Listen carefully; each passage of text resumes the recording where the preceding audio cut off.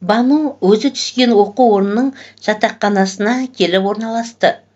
Бұрын келіп көрмеген бейтаныс қалаға қызды ешкім жетелеп әкелмесе де, өзінің етінің тірлігінің арқасында сұрастырып жүріп, тауып келген соңда жолы болып жатақхананың бір бөлмесіне орын табыла кеткені қандай жақсы болды. Әйтпесе, оқу орнынан бөлме берілмесе, пәтер жалдап жататын ақшасы да жоқ еді. Бөлмеде өзінен басқа тағы 2 қыз тұрады екен. Бәрі де өзі сияқты мектепті енді ғана бітіріп, үлкен қаланың қым-қуат тіршілігіне жаңадан қадам басқандар.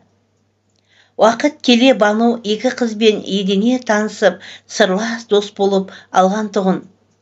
Тумасынан зерек қыз әу дегеннен сабағын да жақсы оқып, алғырлығы мен ұстаздарының көзіне де түсе бастаған болатын. Алайда, өзімен бір бөлмеде жатқан 2 құрбысы демалыс күндері ауылдарына кетеді. Банудың ауылы мен қаланың арасы небәрі 100 шақырым болса да, жолға төлейтін қаражат сұратуға шешесінің қату қабағынан қорқып, бөлмеде жалғыз өзі қалып қоюшы еді. Алғашқы кезде бір бөлмеде жалғыз қалғанда елегізіп, әр нәрсені бір ойлап, мазасы қашып жүрді. Әсіресе ауылдағы бауырларының не күй кешіп жүргендігін ойлағанда жүрегі езіліп, өздерін ешкімге керек емес жандардай сезінетұғын.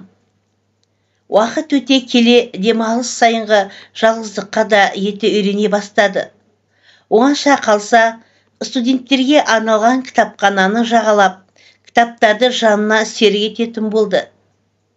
Кейбір кездері қасындағы құрбылары ауылдарына жиналғанда Бануды үйлеріне өздерімен бірге алып кетуге қанша рет ұсыныс жасады. Бану құрбыларының ұсыныстарын бас тартып, іште жалғыз қала беруге әдетке айналдырды. Сөйтіп жүргенде арада бірнеше ай зулап өтіп, қысқы сессияның да уақыты келіп жетті. Барлық сабақты 5-ке тапсырған Бану қысқы каникулға шыққан соң ауылға баруға жинала бастады. Үздік оқығаны үшін алатын шәкіртақы қаражатын үнемдеп, бірнеше ай бойы жиналған ақшасына бауырларына қысқы киім алған соң ауылға қарай жол тартып, автобустан түсіп үйге қарай жүргенде қыздың көз алдына шешесінің ештеңе риза болмайтын қатулы қабағы елестеп, алға басқан аяғы кері кетіп, қиналса да бауырларын сағынған қыз кібіртіктей басып үйіне де келіп жетті. Бәлкім анашым мені сағынып күтіп жүрген шығар деген үміті бұл жолда аяқталмады. Анасы Бануды суық қарсы алды. Аналарынан қорыққан бауырларының да Бануды құшақтарын жая қарсы алмағаны қыздың жанына батса да, бауырларын аман есен көріп, көңілі жайланған соң Бану бірден үй шаруасына белсене кірісіп кетті.